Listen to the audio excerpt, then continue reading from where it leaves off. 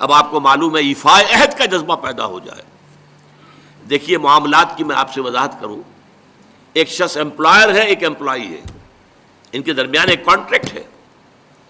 یہ ریمونریشنز ملیں گی، یہ مراعات، یہ مفادات، یہ تنخواہ، یہ کام تمہیں کرنے ہیں.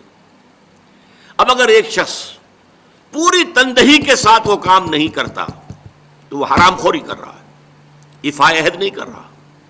ایفائے عہد کا تقاضا یہ ہوگا کہ کوئی سپروائز کرنے والا ہے یا نہیں ہے، کوئی دیکھنے والا ہے یا نہیں ہے.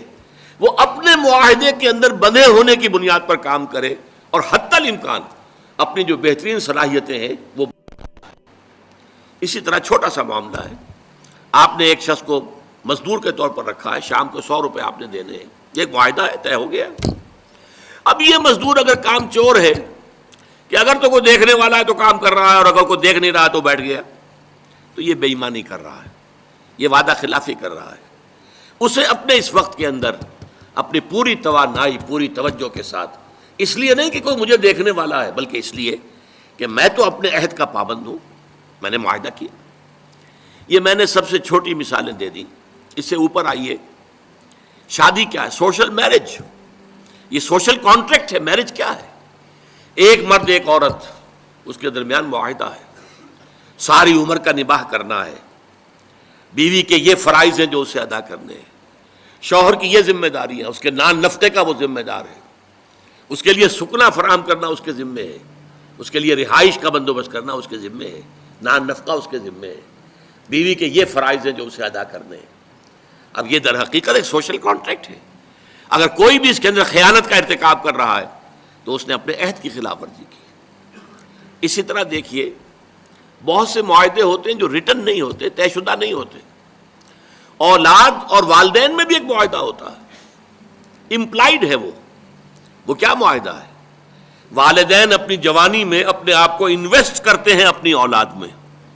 ان کی تعلیم ہے، ان کی تربیت ہے، ان کو کھلانا ہے، ان کو پلانا ہے، ان کے لیے کپڑے کا بندوبست ہے.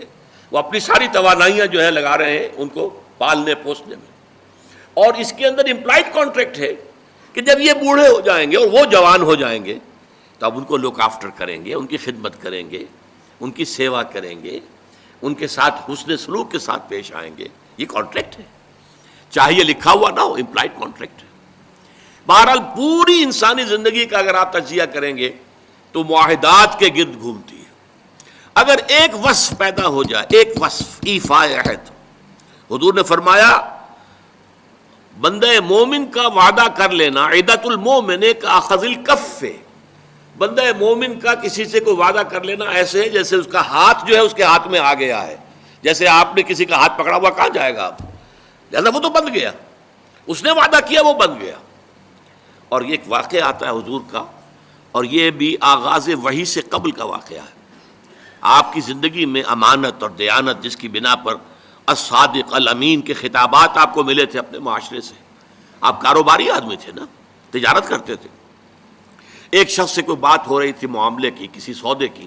اس نے کہا کہ ذرا آئے محمد آپ انتظار کیجئے میرا یہاں پر، میں ابھی آتا ہوں. وہ جا کر اپنے کاموں میں ایسا مصروف ہو گیا بھول گیا. حدیث میں ثلاثہ کا لفظ آیا، 3 کے بعد یاد آیا اسے، اور عام شارحین کا یہ کہنا ہے 3 دن کے بعد. وہ بھولا رہا، اچانک کیا تھا، میں نے تو وعدہ کیا تھا محمد سے صلی اللہ علیہ وسلم کہ آپ یہاں میرا ذرا انتظار کیجئے، میں ابھی آتا ہوں. وہ اسی طریقے سے گھبرایا ہوا گیا تو حضور وہیں تشریف فرما تھے. 3 دن اس نے معذرت پیش کی، کہا میں بھول گیا. تو حضور نے فرمایا میں تو اپنے عہد کا بندھا ہوا تھا، میں نے تم سے وعدہ کیا تھا کہ میں یہاں تمہارا انتظار کروں گا، میں کر رہا ہوں. تو یہ ہے اصل میں. اور جیسا کہ قرآن مجید میں اسی سورہ بنی اسرائیل میں آیا ہے ان العہد کان مسئولا، یہ عہد جو ہے اس کی تو اللہ تعالیٰ کیا مسئولیت ہے، جواب دہی ہوگی، پوچھ گچھ ہوگی.